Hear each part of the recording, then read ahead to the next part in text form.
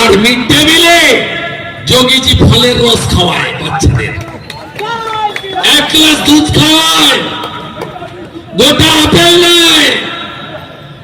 হেমন্ত বিশ্ব শর্মা মায়েদের 3000 টাকা দেয়, মোহন যাদব লাডলি বই নেয়। আমরা বিজেপি করে দেখাবো। বাংলা বিজেপির অপেক্ষায়, শুধু বুথটাকে আগলে রাখুন, বুথটাকে আগলে রাখুন। এবারের লড়াই অন্যরকম লড়াই হবে। সদাইপুরে যারা পোস্ট পোল ভায়োলেন্সে যারা খুন করেছিল, সিবিআই সুপ্রিম কোর্টে গিয়ে বেল ক্যান্সেল করিয়েছে। এদের একটাকেও ছাড়া হবে না। একটু ভদ্র হয়েছে না মনে হয় না?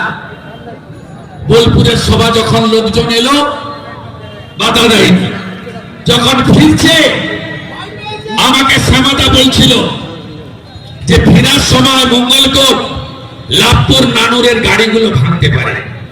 আমি রাত্রি 10টায় ফোন করলাম, বললো না এবারে কিছু হয়নি, একটু বদল লাগছে।